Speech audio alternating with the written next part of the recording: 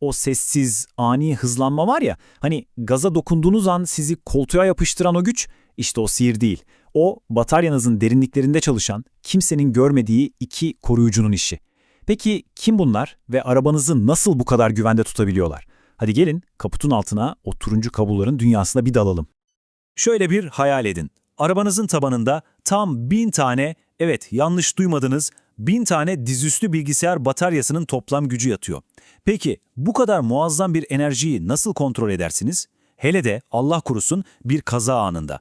İşte bu soru sadece mühendislerin uykusunu kaçırmakla kalmıyor, aynı zamanda sizin ve sevdiklerinizin güvenliğinin de tam merkezinde yer alıyor. Çünkü elektrikli arabanızdaki batarya sandığınız gibi tek kocaman bir pilden oluşmuyor. Hayır. O yüzlerce hatta binlerce küçük hücrenin bir araya geldiği devasa bir koloni gibi. Tıpkı bir arı kovanı. Ve bu kovandaki her bir arının yani her bir hücrenin kusursuz bir uyum içinde vızıldaması gerekiyor. Her kovanın bir kraliçe arıya ihtiyacı olduğuna göre bu devasa hücre ordusunun da bir beyne, bir komutana ihtiyacı var. İşte şimdi o komutanla tanışma vakti. Karşınızda ilk görünmez koruyucumuz, bataryanın beyni. Yani sektördeki adıyla Batarya Yönetim Sistemi ya da kısaca BMS. Peki bu beyin ne yapar da yapar? Aslında tam bir kontrol manyağı ama iyi anlamda. Saniyenin her salisesinde o binlerce küçük hücrenin her birinin ateşini ölçer, nabzını dinler, voltajı kaç, sıcaklığı ne durumda, içeri ne kadar akım giriyor, dışarı ne kadar çıkıyor, her şeyin milimetrik bir denge içinde olmasını sağlar. Tek bir amacı var. Bataryanızın ömrünü uzatmak, performansını zirvede tutmak ve en önemlisi sizi her koşulda ama her koşulda güvende tutmak. BMS'nin gözünü bir an bile ayırmadığı iki temel gösterge var. Birincisi şarj durumu yani SOC. Bu bildiğiniz yakıt göstergesi. Depoda ne kadar var? İkincisi de sağlık durumu yani SOH. Bu da bataryanın genel kondisyonu. Yani depomuz ilk günküne göre ne kadar yıprandı. Biri anlık, diğeri uzun vadeli. Fakat işte tam da bu noktada işler biraz sarpa sarmaya başlıyor. Çünkü elektrikli arabadaki bu yakıt göstergesi yani menzil tahmini benzinli bir arabadaki gibi basit bir şamandırayla ölçülmüyor. Keşke o kadar kolay olsaydı. Mesele çok daha karmaşık. Hiç dikkat ettiniz mi? Elektrikli arabanızın menzil göstergesi neden sürekli değişir? Hani bir bakarsınız 300 kilometre yazar, yokuş çıkarsınız 280'e düşer. Neden bu rakam kesin bir bilgi değil de adeta gelişmiş bir hava durumu tahmini gibi? İşte bütün sorunun cevabı bu grafikte saklı. Lityum iyon pillerin çok garip bir huyu var. Pil %80 doluyken de %20 doluyken de dışarıya verdiği voltaj neredeyse aynı. Hiç değişmiyor. Bu düz plato dediğimiz bölge yüzünden sadece voltajı ölçerek pilin ne kadar dolu olduğunu anlamak imkansız. Şöyle düşünün, dışı tamamen opak, dolu mu boş mu belli olmayan bir su bardağına bakıp içinde ne kadar su kaldığını tahmin etmeye çalışıyorsunuz. Tam bir kabus. Peki BMS bu imkansız görevin üstesinden nasıl geliyor? Tam bir Sherlock Holmes gibi çalışarak. Önce ipuçlarını topluyor. Anlık voltaj ne? O an ne kadar akım çekiliyor? Sonra bu ipuçlarını alıp bataryanın adeta dijital bir ikizi olan kimyasının yaşını her şeyini bilen bir matematiksel modelle karşılaştırıyor. Ve en sonunda Kalman filtresi gibi süper zeki bir algoritma kullanarak tüm parçaları birleştiriyor ve işte diyor gerçek şarj durumu tam olarak bu. Yani bu bir ölçümden çok inanılmaz derecede akıllı bir tahmin. Peki bu algoritmanın akıllı olması neden bu kadar hayati? Farkı görün. Soldaki basit bir algoritma %5 hata yapabiliyor.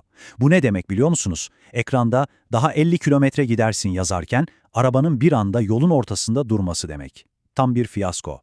Ama sağdaki gelişmiş algoritma o hatayı sadece %1'e düşürüyor. İşte bu size yolda kalma stresi yerine güvenle seyahat etme lüksü sunan teknoloji. Aradaki fark sadece birkaç satır akıllı kod. Tamam, BMS'nin bataryanın zeki beyni olduğunu anladık.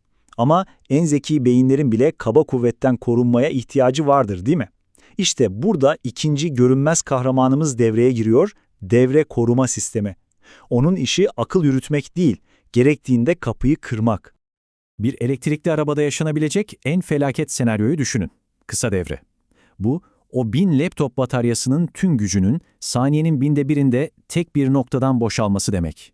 Binlerce amperlik bir akım. Bu, kaynak makinesinin gücünün binlerce katı, çeliği anında eritebilecek bir enerji patlaması. İşte bu koruma sisteminin tek bir görevi var.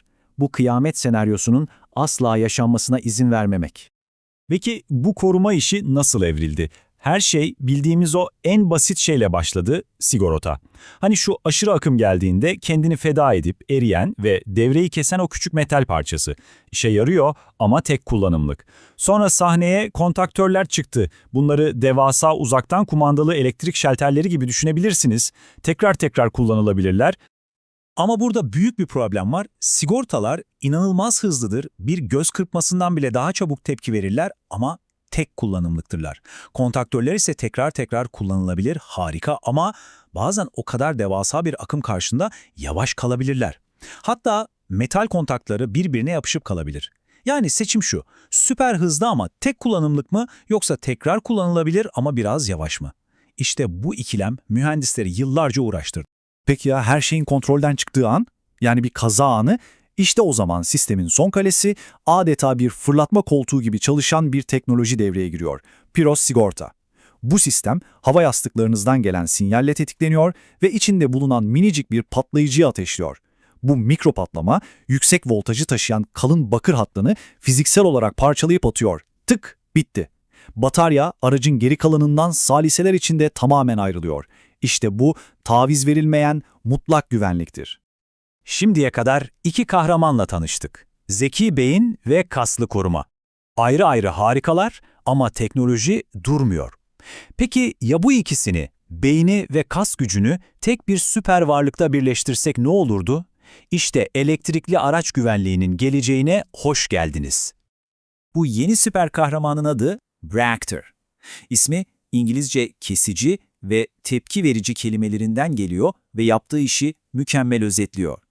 İçinde hem akımı sürekli koklayan bir sensör var, hem saliseler içinde devreyi kesen süpersonik bir anahtar, hem de arıza sonrası kendini sıfırlayabilen bir mekanizma. Kısacası hem beyin hem de kas, hepsi tek bir pakette. Ne kadar güçlü olduğunu merak ediyorsanız size tek bir rakam vereceğim. 20.000 amper. Evet, 20.000. Bu küçük bir şimşeğin taşıdığı akıma yakın bir değer. Ve Bractor bu devasa gücü bir değil, iki değil, defalarca kez güvenli bir şekilde kesip yeniden devreye girebiliyor. Normal bir sigorta bu akım karşısında buharlaşır, bir kontaktör ise sonsuza dek yapışıp kalırdı. Peki bunun bize faydası ne? Şu demek, artık arabanın içinde dağınık halde duran sigorta, kontaktör, piro sigorta gibi bir sürü farklı parçaya gerek kalmıyor.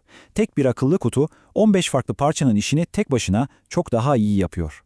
Bu da daha basit, daha hafif ve dolayısıyla daha güvenilir bir sistem demek. Ve o eski ikilemi hatırlıyor musunuz? Hızlı mı olsun, tekrar kullanılabilir mi? Bractor o soruyu tarihe gömüyor. Çünkü o hem inanılmaz hızlı hem de bir düğmeye basarak sıfırlanabiliyor. Her iki dünyanın da mutlak galibi. Yani sonuçta bir dahaki sefere elektrikli bir arabanın gazına dokunup o sessiz güçle ileri atıldığınızda şunu hatırlayın. Asıl sihir o devasa bataryada değil. Asıl sihir kaputun altında, gözlerden uzakta çalışan o görünmez koruyucularda. Her an sizi düşünen o akıllı beyinde ve her tehlikeye karşı tetikte bekleyen o güçlü korumacıda. Çünkü elektrikli araç devriminin gerçek kahramanları en büyük parçalar değil, en akıllı ve en güvenli olanlardır.